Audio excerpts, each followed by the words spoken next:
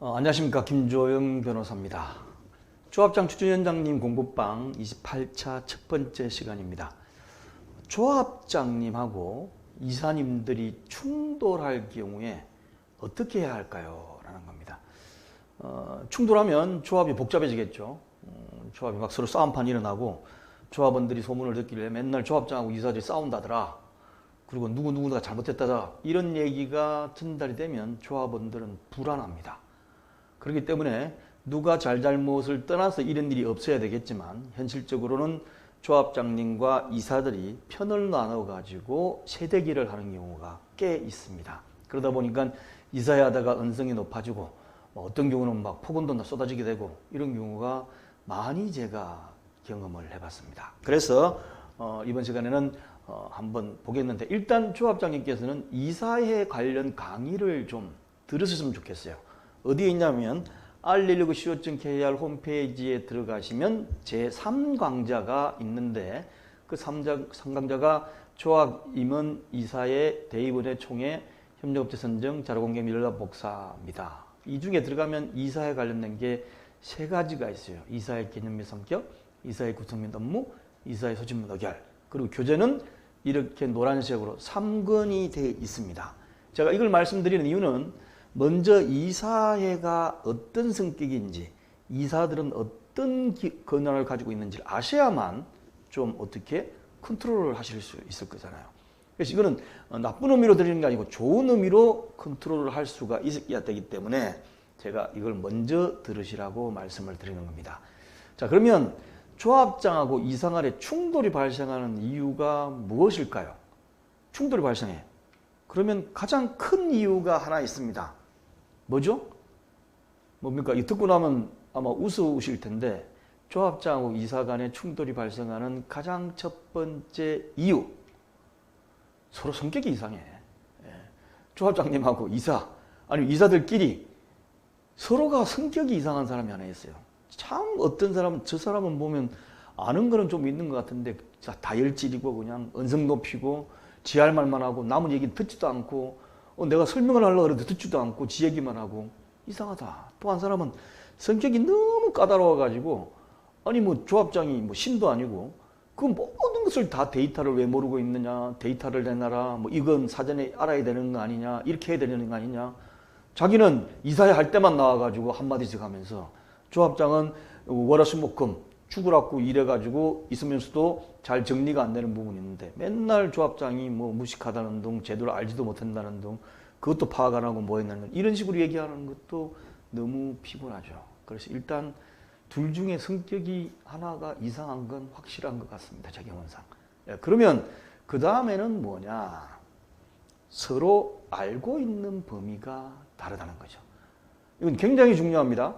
뭐냐면 조합장님은 이 정도를 알아가지고 안 그래도 이것도 해보고 저것도 해보니까 이런 결론이더라. 그래서 오늘 이사회 안건으로 이걸 올린다라고 하고 있는데, 이사는 전혀 모르잖아요. 조합장이 어떤 걸 알아보고 어떤 걸 시도해봤고 어떤 걸 자문했는지. 이렇게 서로 알고 있는 범위가 다르기 때문에 어떻습니까? 의견의 충돌이 벌어질 수가 있어요. 그럼 이거를 하려고 그러면 어떻게 하죠? 해결하려고 그러면 좀 이따가 설명을 드리겠습니다. 그 다음에 세 번째 이유는 조합장하고 이사가 각각 추구하는 목적이 달라요. 조합장은 상시 근무하면서 조합의 업무를 보는 분이고, 이사는 죄송하지만 좀 관심을 놨다가 이사회 할 때만 와가지고, 많아봤자 한 달에 한 2번 정도 이사회 할 때 와가지고 처음 듣는 안건을 가지고 토론을 하는 거예요. 그래서 이사는 그냥 그때그때 생각나는 그 순간에 그냥 얘기를 할 뿐이고, 조합장은 이미 이 안건을 가지고 이사회에 올릴 때까지 많은 고민과 많은 공부를 해왔던 사람이기 때문에 추구하는 목적이 달라요. 이사는 그냥 이사회에 가가지고 한두 번 틱틱 던지는 게 이사의 역할이라고 생각할 수가 있기 때문에 달라질 수도 있습니다. 세 번째는 이사분의 한 분은 조합장을 해임하거나 또는 차기 조합장 선거에 도전하고자 하는 이사도 있습니다. 적은 가까운 데 있죠. 그래서 꼭 적이라고 표현할 건 아니지만, 사실 조합장님 중에 공부 안 해가지고 이사의 핀잔을 받아야 되는 분도 굉장히 많고, 말하면 뭐 물어보면 몰라 조합장이. 그때마다 전화하고, 어떤 경우는 전화해서 물어보는 것조차도 못해가지고 변호사한테 전화해가지고 변호사님 잠깐만요 해가지고 질문하는 것조차 바꿔주는 조합장님도 많습니다. 그렇기 때문에 그렇게 되지 않아야 되겠죠. 그래서 이런 이유 때문에 조합장과 이사 간에 충돌이 발생하는 경우가 많다. 그 말씀을 제가 먼저 드리겠습니다. 자, 그러면 이사들이 친조합장파하고 조합장 반대파로 나뉘는 경우가 있어요. 뭐 누구든지 그런 파 구별 없이 각 안건별로 이건 어떠냐 표고를 하는 데도 있지만 대부분의 경우는 친조합장, 조합장 반대파가 딱 나눠져 가지고 몇 대 몇 이렇게 나눠져 있는 경우가 있습니다. 그때 조합장 입장에서는 이걸 헤쳐나가기 위해서 어떻게 하죠? 자기 팔을 많이 끌어당겨야 될 거 아닙니까? 그래서 이거를 해결하는 방법에 관해서 한번 알아보도록 하겠습니다. 어떻게 해결할 수 있을까요? 첫 번째, 각각의 안건마다 합리적으로 판단해서 결론을 내는 것이 아니라 조합장이 하고자 하는 사안에 대해서 대부분 찬성, 어떤 의미에서 무조건 찬성하는 파와 무조건 반대하는 파로 나뉘는 경우가 있어요. 뭐냐면 토론은 해요. 뭐 반대되는 의견도 토론은 결국 표 때릴 때는 보면 무조건 찬성, 무조건 반대 딱 나눠져 여야가 나눠져 있는 경우가 많습니다. 그 다음에 이런 경우는 어떻게 되죠? 근데 자세하게 얘기해 보면 조합장이 알고 있는 범위하고 반대하는 이사들이 알고 있는 범위가 틀려. 막 얘기하다 보면 그건 그랬어요. 그러면 이게 아니지. 라는 식으로 다를 수가 있습니다. 그럴 때 이게 조합장님이 제대로 캐치해 가지고 해석을 해주고 이해를 시켜야 되는데 이걸 모르고 무조건 뭐 반대파, 찬성파 나눠져 있다 이렇게 생각하는 거죠. 그 다음 두 번째, 이사의 단톡방이 있다든지 아니면 뭐 밴드가 있다든지 그런 경우에 직접 하든지 또는 단톡방에 올리든지 많은 자료와 설명을 해서 한 명이라도 더 조합장 찬성파로 오도록 하는 것이 유일한 방법이에요. 나눠져 있으면 세대결이지 않습니까? 어차피 내 표가 많아야 될 거 아닙니까? 그러면 평소든 뭐든 설득을 자꾸 시켜야 돼요. 설득을 시켜가지고 이건 이렇다. 이번에 올리라는 건은 이렇다. 뭐 그래야 되죠. 그냥 내일 모레 이사회 합니다. 오십시오 하고 가보면 처음 보는 얘기를 그때 처음 들으면 그 한두 시간 만에 어떻게 그 이사님들이 이해를 하고 조합장이 하고자 하는 것에 대해서 찬성을 하겠습니까? 예. 그렇지 않은 이상은 그거 가가지고 이사들은 무조건 반대만 한다. 이렇게 하시는 것은 잘못돼 있죠. 그래서 한 명이라도 더 찬성파로 오도록 하기 위해서 지속적으로 자료와 설명을 미리 하셔야만 됩니다. 또 중요한 거 하나는 예를 들면 4대3으로 또는 3대2로 내 조합장을 지지하는 세력이 더 많아. 그런데 이사회를 소집하면 내 지지하는 이사들이 안 와버려. 바쁘다고. 무슨 일이 급신다고 안 와버려. 그때에 필요한 게 서명결의일 수도 있는데 이사회도 서명결의가 가능할까요? 조합장 어떻습니까? 이사회 서명결의 하는데 있어요? 없어요? 가능할까요? 가능합니다. 왜 가능하냐면 조합장 찬성파가 이사회에 참석 못하게 되면 이사회 결의 불리하니까 이사회는 서명결의가 가능하도록 되어 있어요. 이사회 본인이 참석하지 말고 대리 참석하도록 건 막아놨지만 이사회는 서명결의를 할 수 있도록 되어 있는 데가 많습니다. 우리 조합 정관 보니까 서명결의 할 수 있다고 안 되어 있는데 그거는 민법에 의해서 서명결의 할 수 있도록 되어 있어요.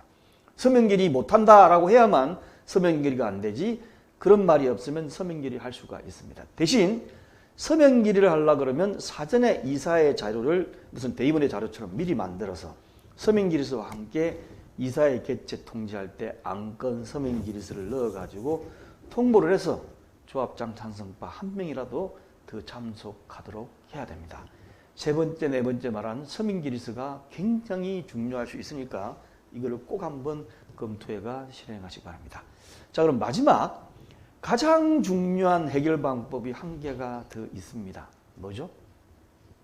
이런 거는 하나의 수단에 불과하고 가장 중요한 거 한 개 더는 조합장이 이사, 특히 감사보다 더 잘 알아야 돼요. 조합장이 이사가 질문하거나 감사가 질문하는데 몰라가지고 버벅대고 정규직 일로 와봐 어떻게 된 거야 물어보고 이러면 면이 안 섭니다. 그리고 나가서 조합장 무식해서 조합장 계속 하겠느냐. 도저히 안 된다. 이렇게 하면 안 되잖아요. 그죠? 그리고 이 강의를 보시는 분 또 공부방에 들어오시는 분은 그렇게 안 하려고 들어오시는 거잖아요. 그러니까 더 많이 아셔야만 됩니다. 주로 제가 강조하는 것은 초합장님들이 초합장 되고 나서 공부를 안 해요. 왜 그럴까요? 주위에 물어볼 곳이 많거든. 모든 협력체들이 다 선정되어 있기 때문에 필요할 때마다 전화를 걸어서 물어봐요. 그리고 듣고서 그 말을 얘기해 준다든지 그렇게 알고 있습니다. 근데 이거는 조각 지식이에요. 조각 지식. 쪼가리 난 조각 지식이에요. 이것으로는 안다고 할 수가 없습니다. 그리고 제가 여러 가지 경험해 보면 주위 협력업체 중에 틀린 답을 얘기하는 사람도 굉장히 많아요. 굉장히 많아요. 선무당이 사람 잡고 그 다음에 이쪽 분야에 오해하지 않은 정비업체도 마찬가지고 잘못해서 답을 하는 경우가 굉장히 많습니다. 그렇기 때문에 반드시 그 사람이 얘기한다 그러지 말고 전문가한테 물어보시든지 하셔야만 되니까 그런 조각 지식으로 하지 말고 체계적으로 강의 듣고 책을 봐서 아시기 바랍니다. 무엇보다 제가 강조드리는 그 세 번째는 법령해설집. 제가 이 법령해설집 책 팔아가 남는 거 없습니다. 법령해설집을 가장 먼저 찾아보고 해결을 하시기 바랍니다. 왜냐? 저도 물어보면 해설집을 보는데 저보다 모르기 때문에 저한테 물어보실 거 아니에요. 그러면 저도 법령해설집을 봐요. 그래서 전 정비사업 문제 90% 정도가 법령해설집으로 해결할 수 있다고 생각됩니다. 그래서 가지고 계신 매년 나오는 법령해설집을 보시고 하나씩 궁금한 점을 먼저 거기서 해결해 나가고 다른 사람이 물어보면 야 법에 이렇게 돼 있다 하면 끝이에요. 뭐가 더 필요합니까? 설명이. 그렇게 해서 잘 해결해 보시기 바랍니다. 감사합니다. 다음 시간에 또 뵙도록 하겠습니다.